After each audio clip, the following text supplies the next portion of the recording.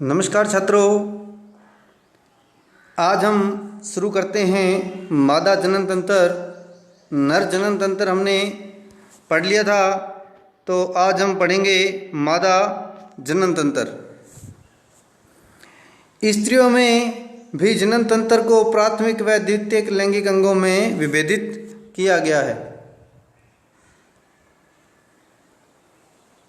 ये इसका डायग्राम है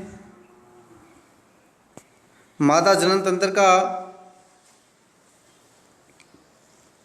इसके बारे में पढ़ते हैं।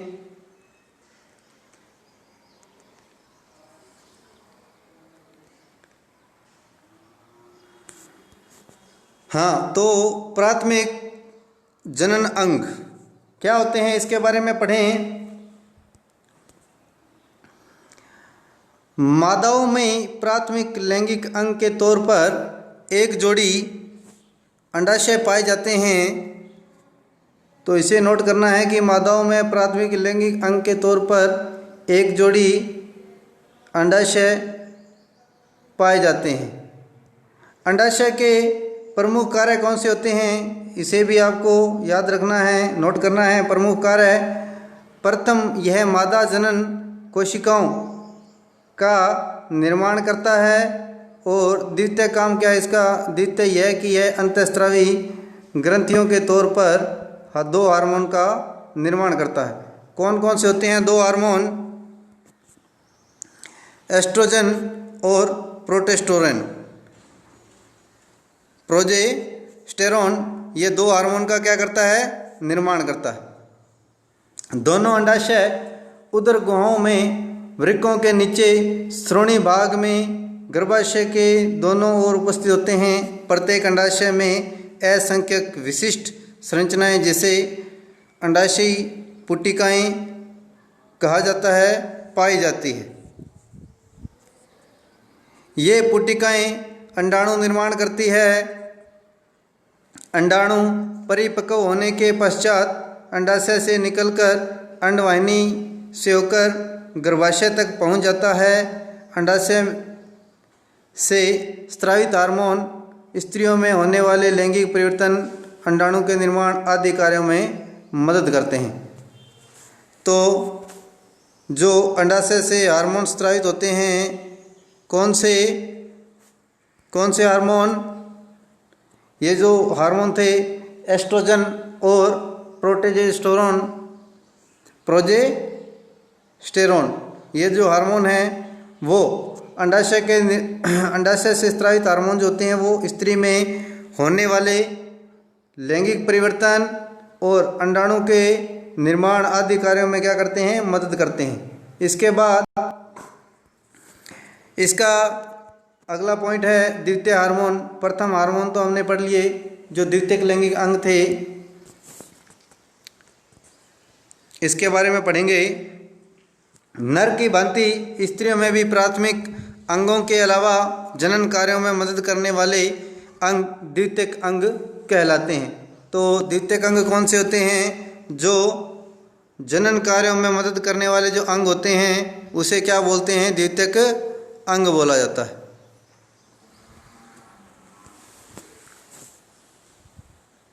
जो चित्र में दिखाए गए हैं।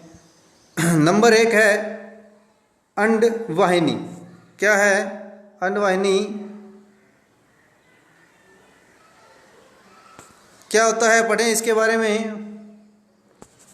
यह एक लंबा कुंडलित नलिका आकार अंग है जो गर्भाशय के दोनों ओर स्थित होता है।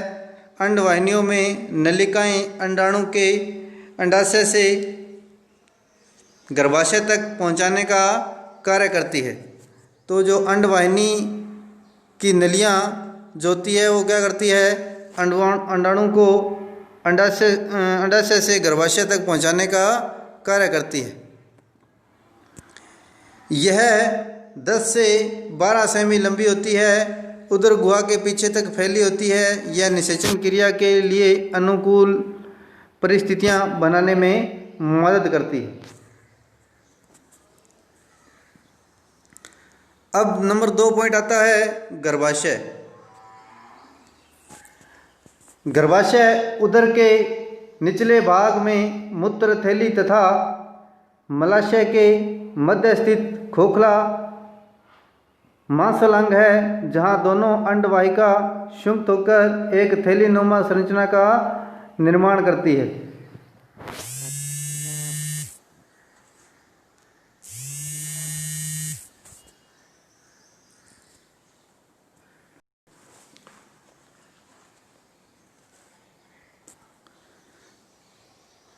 जहां दोनों अंडवाहिकाएं संयुक्त होकर एक थैलीनुमा संरचना का निर्माण करती है। इसका चौड़ा भाग ऊपर की ओर, संकरा भाग नीचे की ओर होता है। गर्भाशय ग्रीवा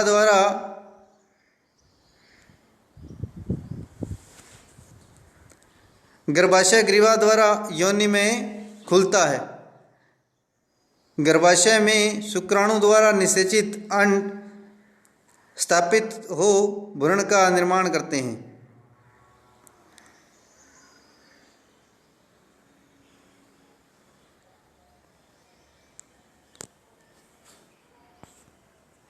तो इसे नोट करना है कि यह एक क्या है, थैलीनुमा संरचना होती है।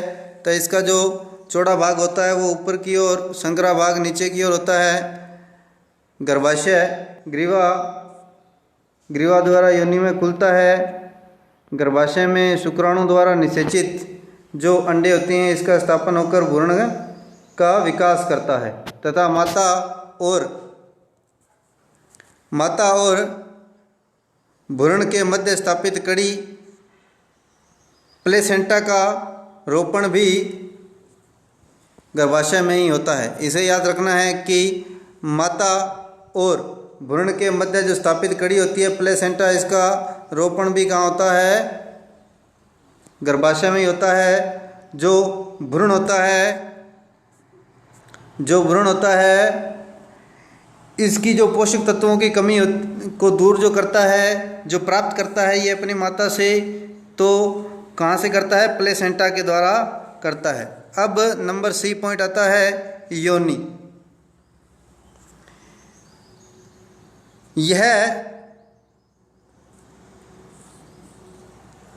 यह मूत्राशय व मलाशय के मध्य स्थित करीब 8 से 10 सेमी लंबी नली होती है। तो कहाँ स्थित होती है? ये मूत्राशय और मलाशय के बीच में होती है। ये 8 से 10 सेमी लंबी नली होती है। स्त्रियों में मैथुन कक्ष के तौर पर कार्य करती है। यह अंग स्त्रियों में रजोधर्म स्त्रावण तथा प्रसव के मारक का भी कार्य करती है। तो इसको भी नोट करना है कि यह स्त्रियों में रजोधर्म स्त्रावण तथा प्रसव के मारक का भी कार्य करता है। योनि में लैक्टोबैसिलस जीवाणु पाए जाते हैं। ये मोस्ट है कि योनि में कौन से जीवाणु पाए जाते हैं? तो लैक्टोबैसिलस जीवाणु पाए जाते हैं। ये मोस्ट है कि योनि में कौन से जीवाणु पाए जाते हैं? तो लैक्टोबैसिलस जीवाणु पाए जाते हैं जो लैक्टिक अम्ल का निर्माण करते हैं। किसका निर्माण करते हैं? लैक्टिक अम्ल का। आपसे पूछे कि लैक्टिक अम्ल का निर्माण योनि में कौन से जीवाणु द्वारा किया जाता है, तो आपको याद होना चाहिए लैक्टोबैसिलस के द्वारा। यहाँ का वातावरण लैक्टिक अम्ल व कार्बनिक अम्ल के कारण अम्लीय होता है। तो इसका जो वातावरण होता है वो अम्लीय होता है। किसके कारण? लैक्टिक अम्ल व कार्बनिक अम्ल के द्वारा क्या होता है? अम्लीय होता है।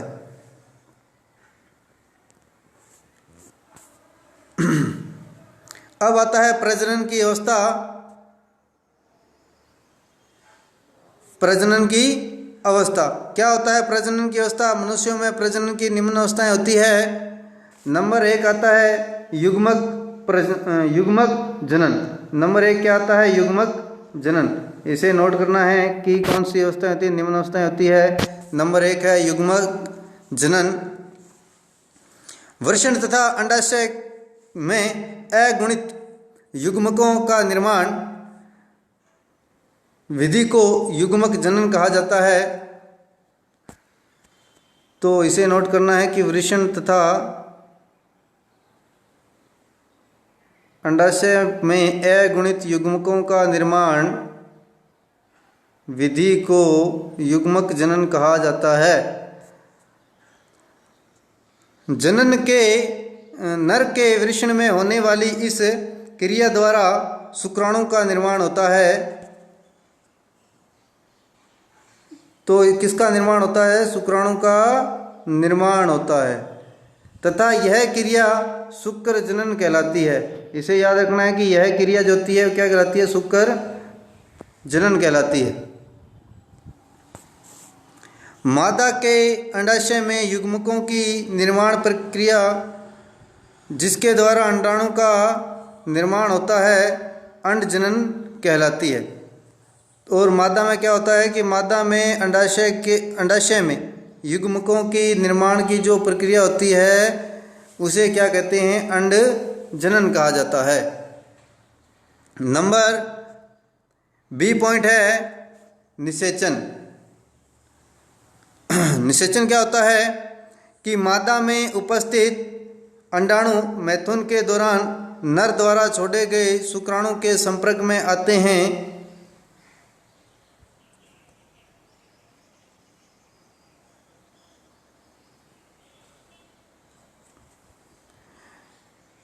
युग्मन कर युग्मनज का निर्माण करते हैं। किसका निर्माण करते हैं? युग्मनज का निर्माण, जिसे जाइगोटा कहा जाता है।